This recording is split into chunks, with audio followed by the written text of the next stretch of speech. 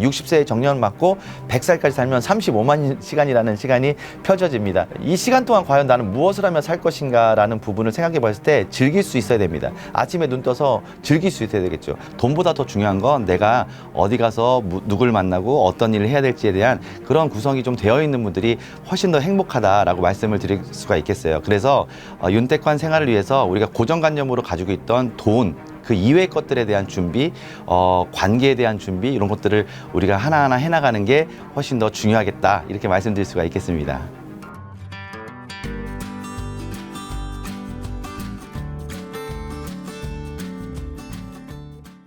안녕하세요. 한국은퇴설계연구소 권도영 대표입니다. 저는 은퇴설계 현장에서 은퇴자들 만나고 있습니다.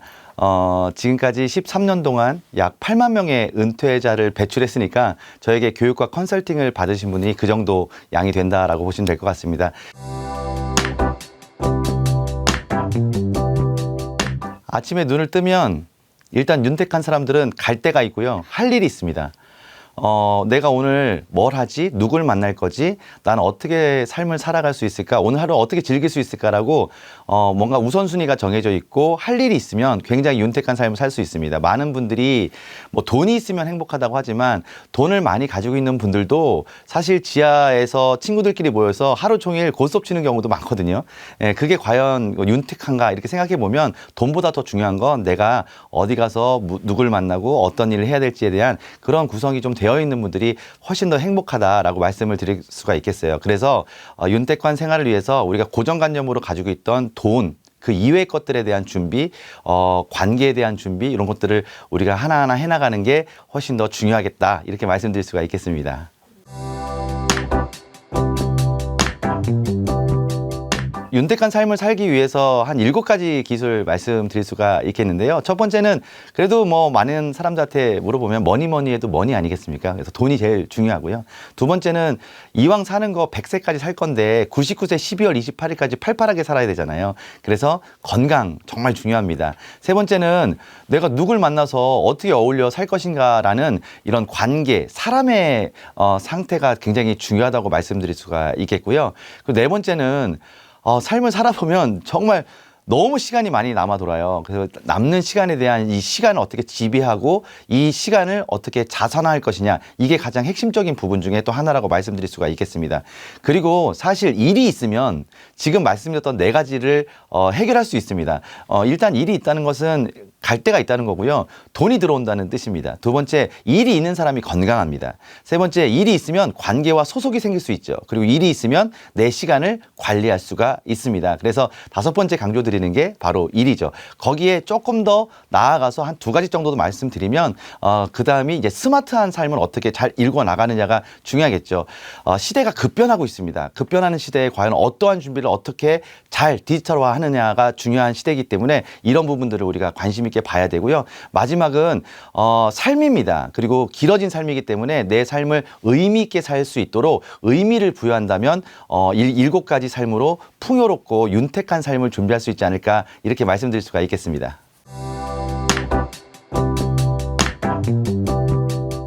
우리 건강에 우리 습관이 있어요. 이 습관 때문에 생기는 게 성인병입니다. 사실 비타민 많이 먹는다고, 좋은 약 먹는다고 막 좋아지는 건 아니거든요. 내가 어떠한 건강 습관을 가지고 있느냐, 이게 핵심입니다. 그래서 우리는 어쩌면 제일 어려운 건강 관리일 수 있는데 좋은 습관을 많이 갖추고 나쁜 습관을 없애는 게 제일 중요하죠.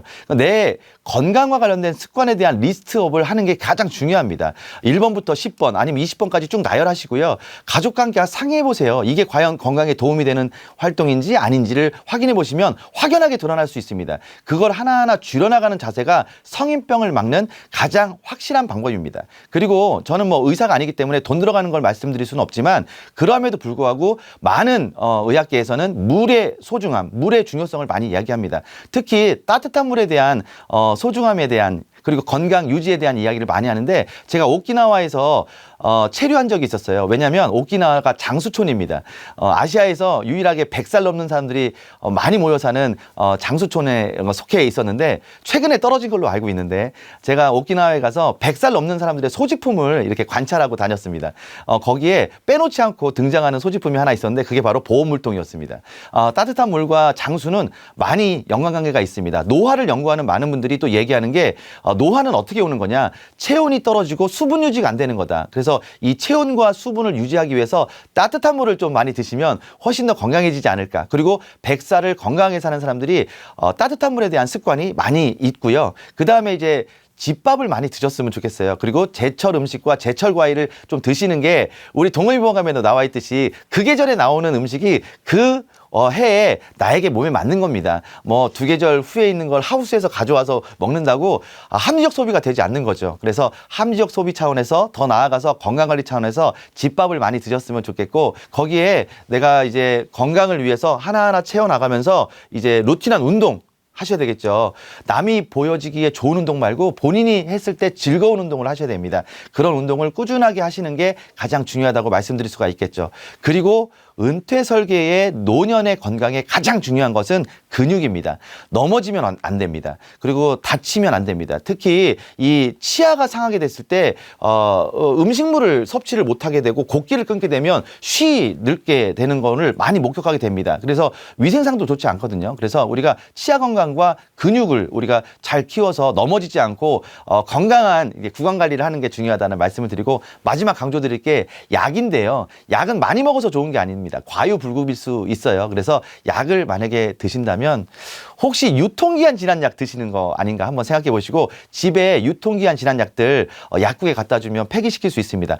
혹여 가기 싫다 하시는 분들은 우체통에 넣으셔도 되니까 요즘에 그렇게 약 관리하시고 코로나 기간에 사놓은 두통약이 지금 여러분에게 혜택을 줄 수는 없을 겁니다. 그래서 그런 부분 때문이라도 더더욱 우리 약도 한번 새롭게 개비하는 여러분들 되셨으면 좋겠습니다.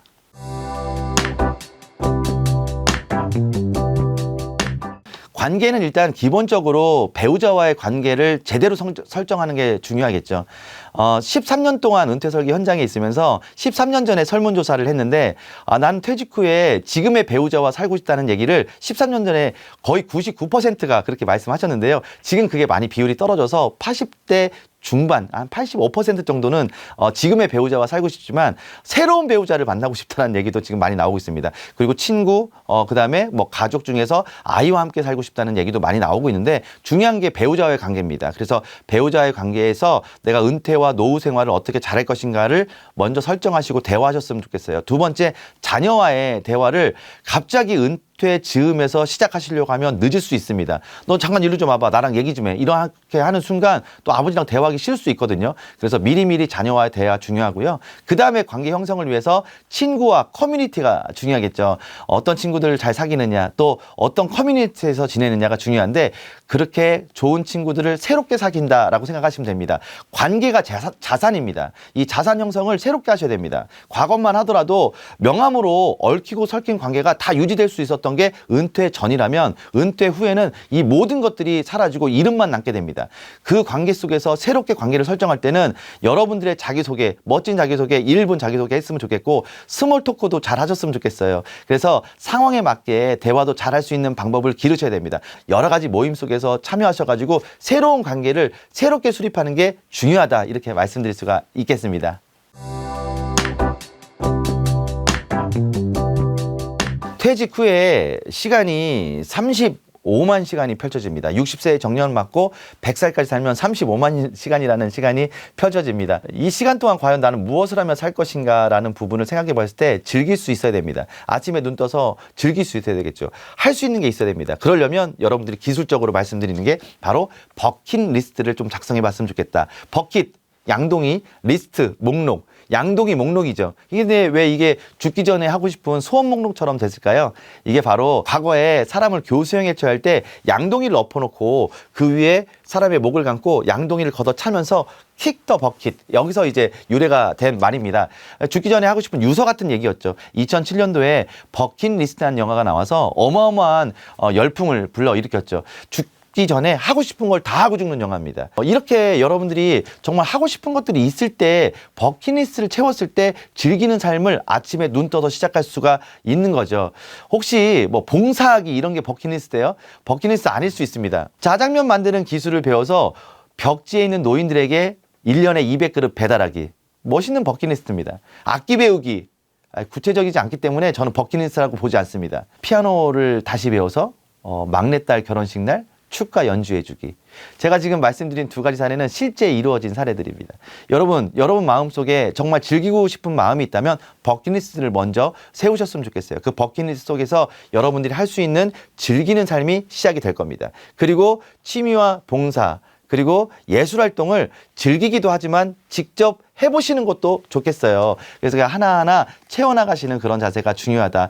은퇴 후에 삶이 길어지고 시간도 많이 남아돕니다. 여기에 대해서 우리가 즐기는 삶을 살기 위해서 일을 좀 하는 게 좋겠는데요. 저는 N잡을 추천을 드립니다.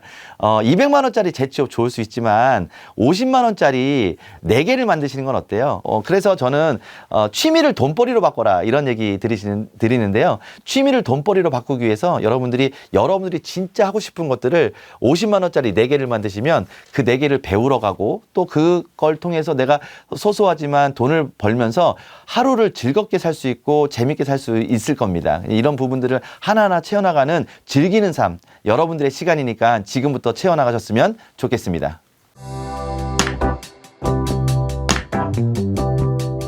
너무너무 세상이 빨리 변하고 있고요. 너무너무 지금 급변하는 시대입니다.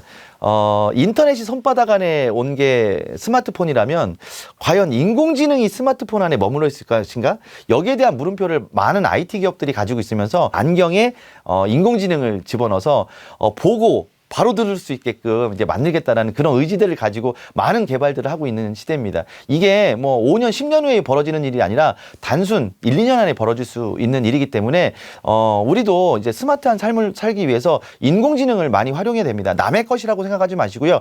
잘 명령하시면 좋은 기획과 분석, 보고서를 줄 수 있는 게 바로 우리 곁에 있는 인공지능들입니다. 그런 인공지능들을 지금부터 10분 활용하시고 명령하는 방법을 잘 배우셔가지고 여러분 노후 생활이나 재정 그리고 건강과 관련된 것들도 10분 활용하셨으면 좋겠어요. 심지어는 본인이 건강검진표를 가지고 건강검진표를 이렇게 챗 GPT에 넣었을 때 어떻게 분석을 해주고 어떻게 이걸 갖다가 활용하면서 내가 앞으로 건강생활을 해야 되는지에 대한 부분을 너무도 잘 분석을 해주더라고요. 이런 부분 때문이라도 우리가 조금 더 인공지능에 가까워졌으면 좋겠다는 말씀을 드리고, 두 번째는 디지털은 기본적으로 스마트폰으로 금융생활을 하는 게 가장 좋습니다. 내가 스마트폰으로 금융생활을 하고 있다. 그럼 어떤 의미일까요? 낮은 수수료와 높은 이자를 받고 있다는 뜻입니다. 금융이 변했고 그리고 세상이 변화하고 있습니다. 이제는 모든 손바닥 안에 모든 것들이 들어와 있습니다. 거기에 마이 데이터 서비스까지 지금 금융권에서 열심히 추진하고 있죠. 여러분의 데이터를 한목에 볼 수 있습니다. 키오스크 같은 거 조작하실 때 마음의 여유를 가지고 뒷사람에게 물어보시기도 하면서 좀 편안하게 하셨으면 좋겠어요. 뒤에 줄 쓴다고 막 불안해 하셔가지고 더 실수하시고 하나씩 그거 3개 시켜가지고 고생하시는 분들 많은데 괜찮습니다. 그리고 충분히 도와줄 의지를 가지고 뒤에 줄 서 있습니다. 그러니까 웬만하면 좀 그렇게 좀 여유를 가지고 뒷사람에게 물어보면서 익숙하게 하셨으면 좋겠고, 최근에 지자체 평생교육관에 가보면 키오스크 교육을 무료로 해주고 있습니다. 내가 그런 걸 배우러 간다는 게 조금 어색하고 부끄러울 수 있지만 전혀 그렇지 않습니다. 한번 배워놓으면 평생 써먹을 수 있는 기술이 바로 거기에 있습니다. 지자체 평생학습관을 많이 활용하셨으면 좋겠어요. 옛날처럼 스마트폰으로 사진 찍는 기술을 알려주는 게 아니라 요즘에 평생학습관에서는 인공지능을 활용할 수 있는 기능도 충분히 알려주고 그걸 통해서 결과물도 얻을 수 있죠. 이렇게 하나하나 좀 디지털화돼서 여러분들의 삶, 그리고 노후에 대한 설계, 그리고 더더욱 나가서 내가 윤택한 삶을 위해서 이런 디지털을 잘 활용하시고 스마트한 삶을 사시기를 제가 권해드립니다. 인생을 살다 보면 인생을 또 반추해야 되고요. 또 내 인생에 많은 것들을 남겨놓고 가는 것도 좋지만 저는 돈은 다 쓰고 죽어라라고 얘기하거든요. 남길 것은 가치입니다. 나는 어떠한 가치를 남길 것인가에 대한 부분이 가장 핵심적이라고 생각해요. 그 가치를 가지고 사는 사람은 윤택한 은퇴 노후를 보내고 계십니다. 나는 어떻게 가치 있게 살 것인가에 대한 부분을 좀 내가 기술적으로 하고 싶다라는 분들은 자서전이나 회고록에 한번 도전해 보시는 것도 괜찮을 것 같아요. 회고록은 그 시점을 내가 회고하면서 쓰는 거고, 자서전은 1976년 6월 6일 충남 논산시 강경읍 산양리에서 한 아이가 태어났. 이것부터 시작하면 자서전입니다. 그러니까 내가 전체 인생을 한번 돌아볼 것인가, 아니면 그때 시점과 나의 일을 매치시킬 것인가에 대한 부분을 한번 생각해 보시면서 글로 작성해 보시면 남길 유산이 될 수 있고요. 그걸 가지고 출판 기념회를 통해서 가족들과 함께 좋은 이야기를 또 나눌 수도 있습니다. 굉장히 의미 있는 삶을 살아갈 수 있을 거라고 생각하고요. 거기에 따라서 또 유언장도 한번 작성해 보셨으면 좋겠고, 이제는 사전 의료의향서나 사전에 본인이 작성해 놓은 모든 죽음과 관련된 것들이 다 법적으로 보호를 받는 시대입니다. 그래서 더더욱 사전에 본인들의 품위 있는 삶을 위해서, 내가 품위를 잃었을 때 의료의향서를 가지고 호흡기를 떼달라고 하는 게 법적으로 문제가 없는 시대가 왔으니 그런 것도 미리 작성해 보시고요. 사전 장례의향서도 한번 작성해 보시면 또 의미 있는 삶을 기술적으로 준비할 수 있지 않을까 생각합니다. 저는 사전 장례의향서를 작성을 해놨어요. 예, 제가 이제 죽겠죠. 예. 여러분 한번 생각해 보십시오. 오는 데는 순서가 있어도 가는 데 순서가 없잖아요. 오늘 이 방송 보시는 분들 제 장례식장 오셨으면 좋겠어요. 만약에 오신다면 어떻게 오실 거예요? 까만 옷 입고 오시겠죠. 저는 장례의향서에 뭐라고 써놨냐면 까만 옷 싫다. 그래서 까만 넥타이 말고 핑크색 넥타이를 제 사망보험금으로 일정 준비를 좀 해놨습니다. 그래서 여러분들이 오시면 아마 선물로 까만 넥타이, 여성분들은요 핑크색 스카프를 좀 준비해 놨습니다. 그래서 남성분들은 핑크색 넥타이, 여성분들은 핑크색 스카프를 두르고 이렇게 앉아서 한 끼 드시고 가시는데, 혹시 부익은 가지고 오실 거예요? 예, 그거 가지고 오시면 안 받습니다. 하지만 정중히 받아가지고 돈만 뺄게요. 그리고 제가 준비한 봉투에 넣어서 제가 드리는 마지막 차비로 이렇게 다시 드리고자 제가 장례의향서를 써놨습니다.